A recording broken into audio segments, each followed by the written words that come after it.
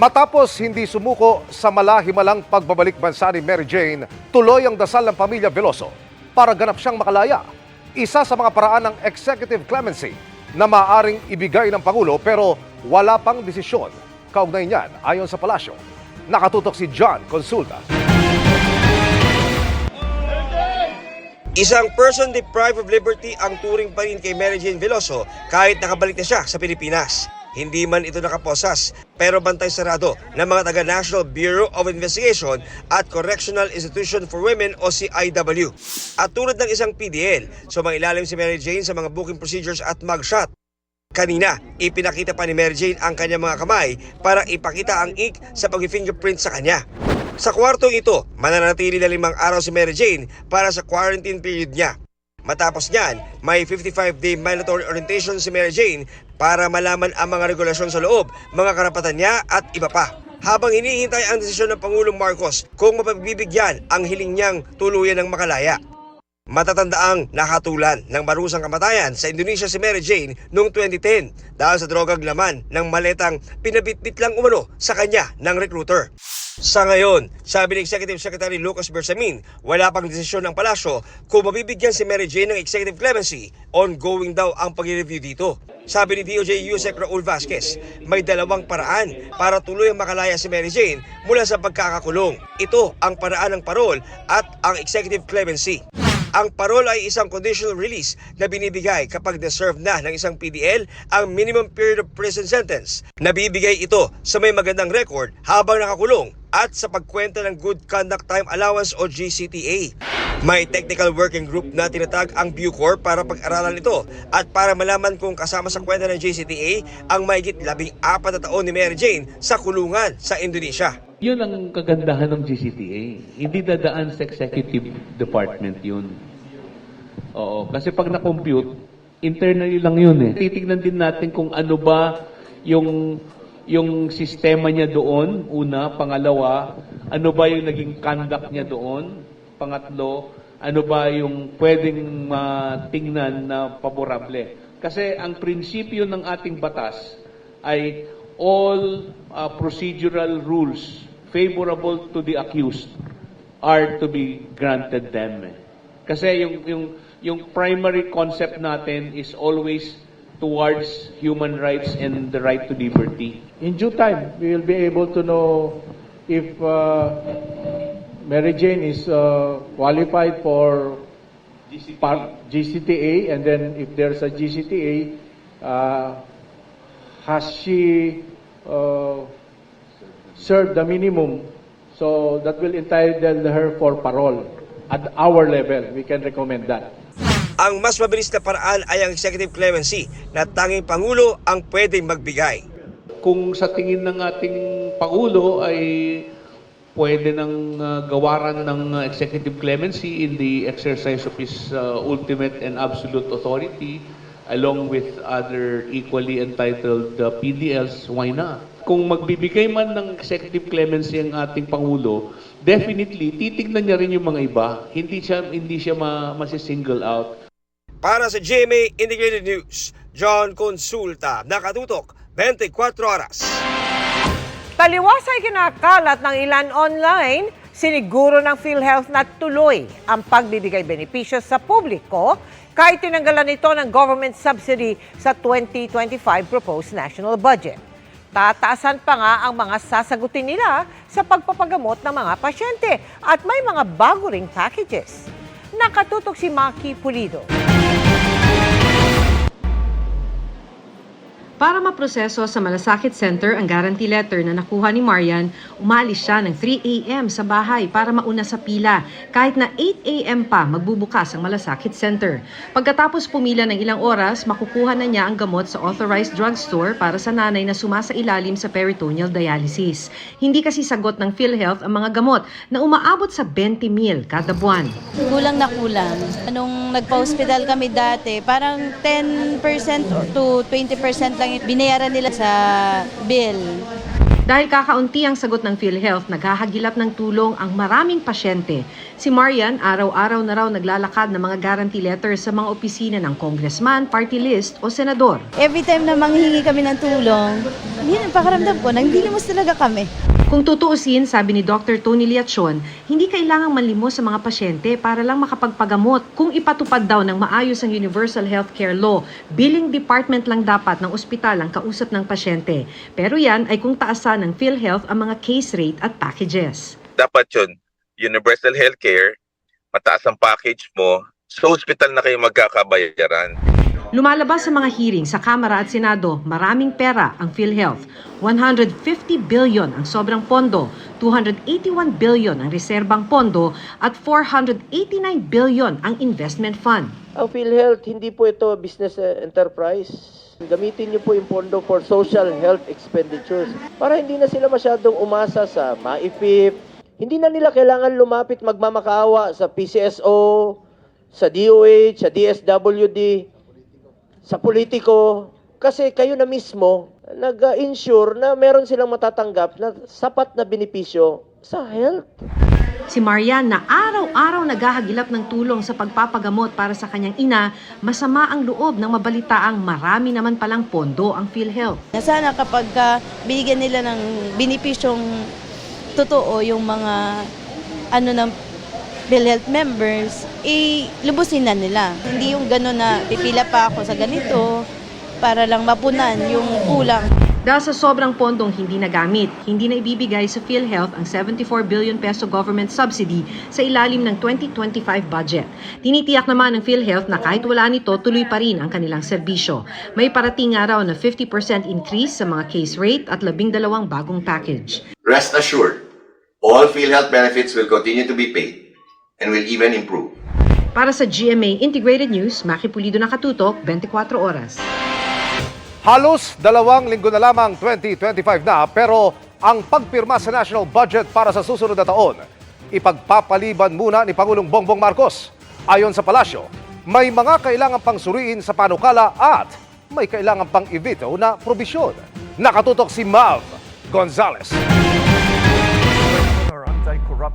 Nakatakda na sanang pirmahan ni Pangulong Bongbong Marcos ang 2025 General Appropriations Act sa Biyernes, pero sa anunsyo ng Malacanang, ipinagpaliban muna ito. Ayon kay Executive Secretary Lucas Bersamin, nais raw muna itong masusing ma-review sa gitna ng mga pagbatikos ng ilang sektor sa bersyon ng budget na napagkasundoan sa Bicameral Conference Committee. Sabi ni Bersamin, ang Pangulo mismo ang nangunguna sa masusing review ng budget. Kasama si Bersamin, Finance Secretary Ralph Recto, Budget Secretary Amina Pangandaman, Public Works Secretary Manny Bonoan at NEDA Secretary Arsenio Balisacan. Sinisiguro raw nila na nakaayon sa mga prioridad ng administrasyon ang 2025 national budget. Sabi ni Bersamin, hindi pa raw nila maanunsyo kung kailan na ang budget signing. Pero kinumpirma niyang may i-veto na ilang item at probisyon ng Pangulo para aniya sa interes ng publiko at para masunod ang fiscal program ng gobyerno pati na rin ang batas. Kabilang sa mga pinuna sa ipinasang budget ang pagbibigay ng pinakamalaking alokasyon sa Department of Public Works and Highways sa halip na sa education sector na paglabag umano sa saligang batas. Gayon din ang pagkaltas sa budget ng Department of Education, pagtanggal ng subsidy sa PhilHealth, pagbabalik ng kontrobersyal na ayuda sa Kapos ang Kita Program o AKAP at paggulobo ng pondo sa Kongreso. Ang mga lider ng Kamara at Senado wala raw pagkontra sa hakbang ng Pangulo dahil bahagi naman daw ito ng proseso. Kapangyarihan ng Pangulo ang pag-veto o pag-reject sa mga panukalang batas na ipinasa ng Kongreso. Pero espesyal na kaso ang pambansang budget ayon sa law expert na si Professor Dan Gatmaytan. The President may veto any law. So ang effect nun is he or she sends it back to Congress. Pero hanggang sa pagtanggal lang daw ng mga partikular na item ang kanyang kapangyarihan. Wala siyang magagawa in terms of adding, in terms of moving items doon sa budget. Halimbawa, kung i-veto ng Pangulo ang pondo para sa AKAP program na wala naman sa orihinal na request ng Malacanang, hindi na pwede gastusin ang 26 billion pesos na nakalaan dito kahit sa ibang programa. Mananatili ang pera sa National Treasury. Kung i-veto naman ang PhilHealth budget na zero na ang subsidy, hindi pa rin mababalik ang orihinal na alokasyon na 74 billion. Congress has to respond, I don't know, next time or next year, mas maingat sila, or mga kailangan ng special appropriations eventually, no? Pag kailangan, it looks like kailangan talaga ng pera for certain things. I think may mga emergency ano naman yan eh. Pero sabi ni Senate Minority Leader Coco Pimentel, ang pag-veto ng Pangulo pwede pa ring i-override o ipawalang bisa ng Kongreso. Yun nga lang, hindi pa raw ito nangyari sa kasaysayan. Pwedeng mag-insist ang Congress na hindi, ano pa rin yan, kailangan maging batas pa rin yan. Pwedeng mag-insist by 2/3 vote of Congress. Voting separately, ano tawag doon, override the veto. Wala kasi super majority ang special majority ang kailangan eh. More than just simple majority. Syempre, mga allies ng presidente naman ang nasa House at saka nasa Senate. So dapat hindi mangyari. Pwede rin naman daw ipareconvene na lang ng Pangulo ang Bicameral Conference Committee para ayusin ang mga issue sa budget. Tutal, hindi pa ito napipirmahan. What he needs to do is prevail upon Congress to withdraw yung kanilang binigay na bill dun sa presidente para so that they can fix it. Yun ang natingin kong pinaka viable na solution here without making the president veto the entire budget. Sabi ng Senate President, pwede naman i-augment o dagdagan ang pondo pagkatapos maipasa ng budget. It's in the special provisions. The Speaker, the Senate President, the Chief Justice, all the heads of agencies, of constitutional agencies have that power. Because they have fiscal autonomy. Para sa GMA Integrated News, Mav Gonzalez, nakatutok, 24 oras. Humina na bilang low pressure area ang bagyong Kerubin, pero ayon sa Pag-asa, hindi pa rin dapat magpakakampante dahil may iba pang posibleng maging sanhi ng masamang panahon. At dahil magpapasko na, may kasunod pa kaya itong bagyo bago magtapos ang taon? Nakatutok si Dano Tingkungko. Dahan-dahang tinatawid ng mga guro at estudyante ang ilog na ito sa Barangay Pichon sa Caraga, Davao Oriental. Bakit ka bumabsan, sir? Nang biglang, bumigay ang dinaraanan nilang kawayang tulay. Ang ilan napahampas sa malaking bato.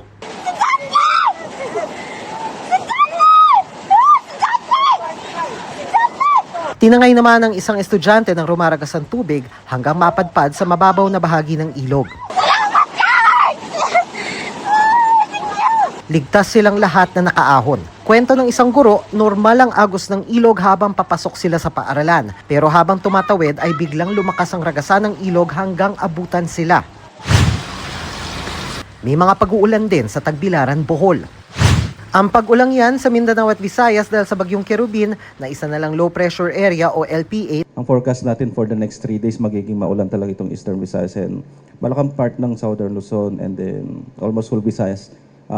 Pinapaalalahanan ko lang siguro kahit na maging low pressure area itong nasabing bagyong si Kerubin dahil sa interaction niya sa shear line mas magiging malakas ang mga paulan. Kapag ganitong nasa baba lang yung low pressure area natin, most likely yung yung main part ng Luzon ay halos talagang amihan lang na mararanasan. Nagpapaulan din ang shear line sa Bicol Region. Sa Camarines Sur nang gumuho ang bahagi ng Andaya Highway sa bayan ng Lupi. Nagdulot ito ng matinding trapiko lalo't isang lane lang ang nagamit pansamantala ng mga motorista. Ito na ba ang huling bagyo ng 2024 o may hahabol pa bago magpasko at salubong sa bagong taon? After nitong si Kerubin, wala naman tayong inaasahan at least until next week.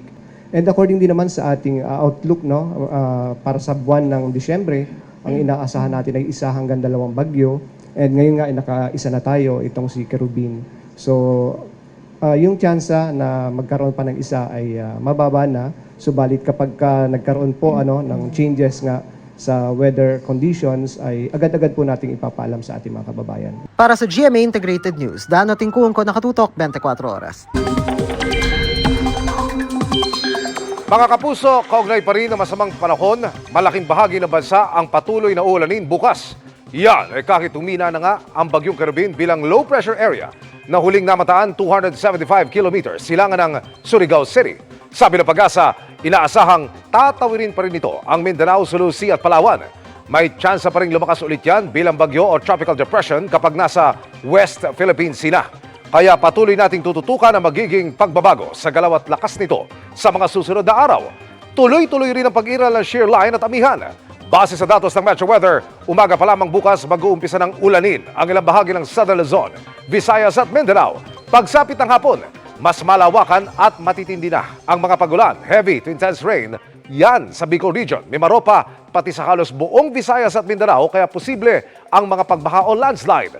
Maging alerto rin ang mga kapuso natin malapit sa Bulkang Canlaon sa Negros at Bulkang Mayon sa Kabikulan dahil nagbabala ang PHIVOLCS sa banta ng lahar flow, lalo na kung magpapatuloy ang maulang panahon. Sa Metro Manila, may tsansa rin ng ulan dahil sa amihan. Amihan din ang magdudulot ng malalaking alon sa Batanes at Babuyan Islands, kung saan nakataas ang gale warning.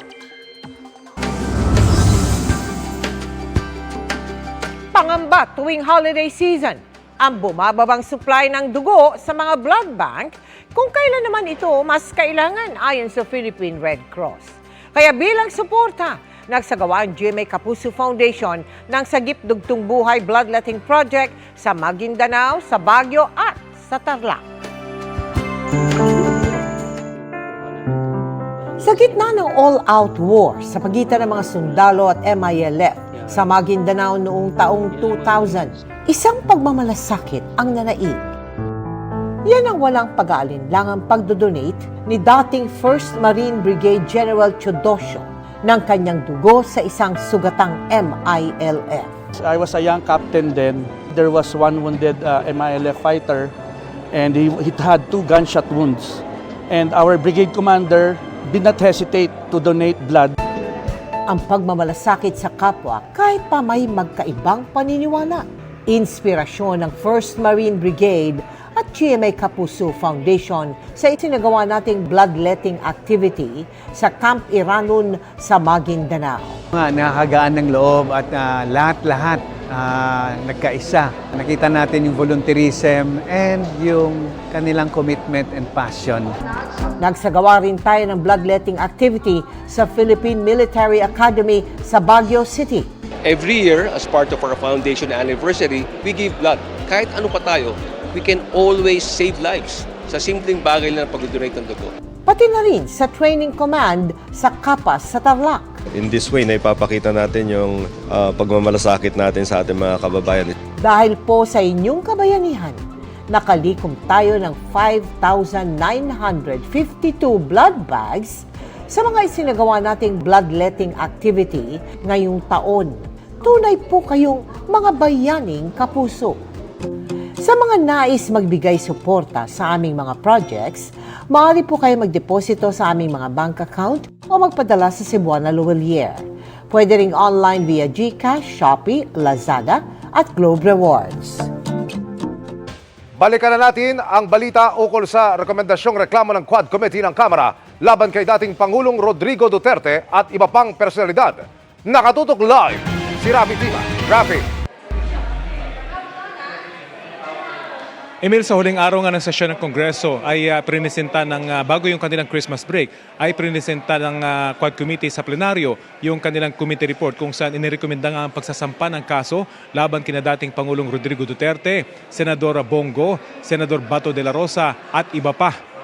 Nilabag daw nila ang Section 6 ng Republic Act 9851 o ang Philippine Act on Crimes Against Humanitarian Law, Genocide and Other Crimes Against Humanity sa War on Drugs noong Administrasyong Duterte. Bukod sa 3 opisyal kasama sa gustong pakasuhan, sina dating PNP Chief Oscar Albayalde at Debol Sinas, sina Police Colonel Royna Garma at Edelberto Leonardo. Isinama rin ang dating Malacanang official na si Herminia Muking Espino. Sabi ng Quadcom, nakita sa 13 nilang pagdinig ang pang-abuso sa kapangyarihan at institutional impunity. Pinatunayan at nagtugma raw ang testimonya ng mga testigong humarap sa hearing at mga ebidensyang iniharap sa pagdinig mula noong Agosto hanggang ngayong buwan. Pinuna sa 43-page report na simula pa lang ng drug war, hindi natugma ang bilang ng mga drug addicts sa bansa na basehan ng drug war at paulit-ulit na binanggit ni dating Pangulong Duterte at sa datos mula sa Dangerous Drugs Board. Lumabas din daw sa pagdinig na sa kabila ng pagkamatay ng 30,000 Pilipino, maliit lang ang naging epekto nito para mawala ang problema ng droga sa bansa. Nakumpirma daw sa pagdinig na meron ngang Davao Death Squad at sinunod ng drug war ang tinuguriang Davao Template o model para bigyan ng pabuya ang mga pulis na sangkot sa EJK. Bukod sa illegal drugs, may mga rekomendasyon din laban sa mga POGO officials kasama ang pagsasampa ng mga kaso laban sa mga dayuhang nagpatakbo ng malalaking POGO companies, kabilang na si dating Bamban Mayor Alice Guo. Sumatotal, aabot daw sa 30 bagong batas at amendments sa mga kasalukuyang batas ang ipa-file sa Kongreso. Narito ang pahayag ni House Quad Committee Lead Chairperson, Representative Robert Ace Barbers. This is a defining moment for this Congress, Mr. Speaker. It is an opportunity to uphold the rule of law, protect our nation's sovereignty, and deliver justice to those who have been wronged. I urge my fellow legislators to give this report the attention it deserves and to support the proposed measures that will ensure these injustices are never repeated. Together, let us take the necessary steps to restore faith in our institutions and reaffirm our commitment to the Filipino people.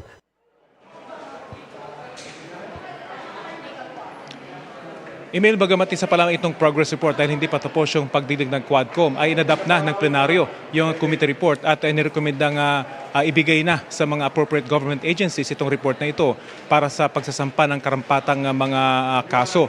At isusumitin na rin daw yung report na ito sa mga komite dito sa Kamara para naman ma-actionan na yung mga rekomendasyon sa mga bagong batas at pag-amyenda sa mga kasalukuyang batas. Bunsod pa rin ng resulta ng Quadcom hearing.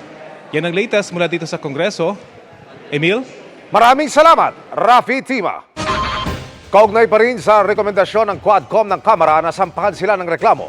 Kaugnay sa Crimes Against Humanity, sinisika pa naming makuha ang panig ni na dating Pangulong Rodrigo Duterte, Senador Bongo, Senador Ronald Bato de la Rosa at iba pang idinadawit sa posibleng asunto